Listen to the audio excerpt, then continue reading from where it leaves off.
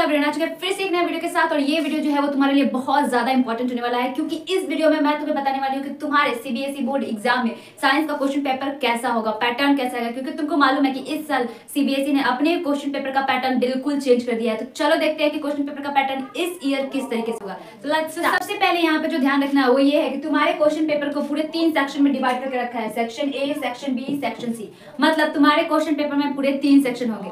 उसमें से जो पहला सेक्शन होगा उस सेक्शन में सिर्फ तुमको बायोलॉजी देखने को मिलेगा। मतलब पहले सेक्शन में, मतलब सेक्शन ए में तुमको सिर्फ और सिर्फ बायोलॉजी के क्वेश्चन देखने को मिलेंगे। और बायोलॉजी में भी 1 मार्क के क्वेश्चन, 2 मार्क के क्वेश्चन, 3 मार्क के क्वेश्चन, 4 मार्क के क्वेश्चन और 5 मार्क्स के क्वेश्चन होंगे। अब देखो 1 मार्क का जो क्वेश्चन होगा वो तुम्हारा 9 क्वेश्चन होगा। 1 मार्क का मतलब जो तुम मल्टीप्लाई चॉइस क्वेश्चन बोल सकते हो, एमसीक्यू वैसे बोल सकते हो, वो पूरे तुम्हारे पास 9 क्वेश्चन होंगे।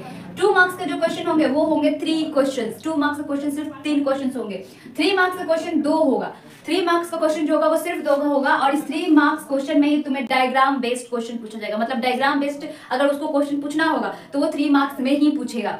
4 मार्क्स के क्वेश्चन एक रहेंगे और 5 मार्क्स के भी क्वेश्चन एक रहेंगे। और ये जो 5 मार्क्स का क्वेश्चन है वो कहीं से भी तुम्हें बायोलॉजी में उठा के दे सकता है, डायग्राम बेस्ड दे सकता है, कंसेप्ट दे सकता है, या फिर तुम्हारा थ्योरेटिकल बेस्ड भी दे सकता है। तो ये 5 मार्क्स के क्वेश्चन जो है ये सेक्शन ए में सिर्फ बायोलॉजी में पूछा जाएगा। उसके बाद जो होगा वो आएगा तुम्हारे पास सेक्शन बी। और सेक्शन बी में तुम्हें दिया होगा सिर्फ और सिर्फ केमिस्ट्री के क्वेश्चन। मतलब सेक्शन बी में तुम्हें सिर्फ और सिर्फ केमिस्ट्री के क्वेश्चन ही करने हैं। अब इस केमिस्ट्री के क्वेश्चन में भी तुम्हें 1 मार्क के क्वेश्चन, 2 मार्क्स के, 3 मार्क्स के, 4 मार्क्स के और 5 मार्क्स के क्वेश्चन आराम से पूछा जाएगा।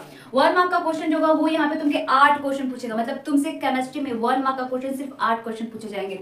2 मार्क्स के क्वेश्चन 1 क्वेश्चन पूछा जाएगा और 3 मार्क्स का क्वेश्चन 2 क्वेश्चन पूछा जाएगा। अब देखो ये जो 3 मार्क्स का क्वेश्चन है केमिस्ट्री के अंदर, ये इंपॉर्टेंट चीज है कि अगर एक्टिविटी से हमारे एनसीईआरटी की बुक में तुम्हें मालूम है कि केमिस्ट्री में बहुत सारे एक्टिविटी दिया होगा, बहुत सारा इंपॉर्टेंट एक्टिविटी दिया होगा। तो जो एक्टिविटी बेस्ड जो क्वेश्चन होगा वो एक्टिविटी बेस्ड जो होगा वो तुम्हें 3 मार्क्स में ही पूछेगा। 3 मार्क्स में एक्टिविटी बेस्ड क्वेश्चन पूछेगा। 4 मार्क्स का 1 क्वेश्चन रहेगा और 5 मार्क्स का भी 1 क्वेश्चन रहेगा।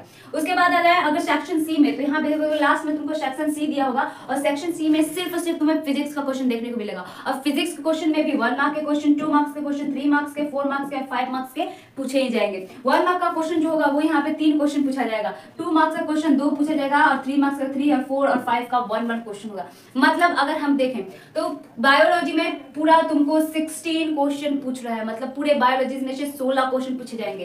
केमिस्ट्री में से पूरा 13 क्वेश्चन पूछे जाएंगे और फिजिक्स में से पूरा 10 क्वेश्चन पूछे जाएंगे। इस तरीके से अगर तुम देखोगे तो तुम्हारे साइंस के पेपर में पूरे जो क्वेश्चन के नंबर होंगे वो होंगे 39 क्वेश्चन। मतलब पूरा क्वेश्चन जो होगा वो 39 क्वेश्चन होगा और वो 39 क्वेश्चन तुम्हारा 80 मार्क्स का होगा इसके अकॉर्डिंग। तो इस तरीके से तुम्हारा क्वेश्चन पेपर होगा। और अभी तुम्हें ये चीज अगर मालूम है तो तुम क्वेश्चन पेपर जब देखोगे तो तुम्हें बिल्कुल भी शौक नहीं लगेगा कि किस तरीके से बनाना है, क्या क्वेश्चन है, कुछ समझ में नहीं आ रहा है। बहुत सारे बच्चों को ऐसा होता है कि जैसे ही वो क्वेश्चन पेपर देखते हैं और पहले से कुछ उनको नॉलेज नहीं होता अपने सिलेबस के बारे में या फिर पैटर्न के बारे में, तो उनको दिक्कत आती है। वो एकदम से शौक जाते हैं और उनका फिर दिमाग धीरे धीरे कम काम करने लगता है, जो कि एग्जाम के क्वेश्चन सॉल्व करने में बहुत दिक्कत क्रिएट करता है, क्योंकि हम नर्वस हो जाते हैं। इसलिए सारे स्टूडेंट को पहले से ये पैटर्न जानना जरूरी है कि हमारे सीबीएसई ने इस बार का पैटर्न किस तरीके से रखा है, ताकि हम इजीली बिना शॉक्ड हुए आराम से क्वेश्चन को सॉल्व करते जाए। तो अगर ये वीडियो अच्छी लगी हो, थोड़ी सी भी जानकारी मिली हो, तो चैनल को सब्सक्राइब करो और अपने दोस्त के पास, कम से कम दोस्त के पास इस वीडियो को शेयर करो, ताकि उसको भी इसके बारे में नॉलेज हो जाए। क्योंकि अपने दोस्त फेल हो वो हमें पसंद नहीं है,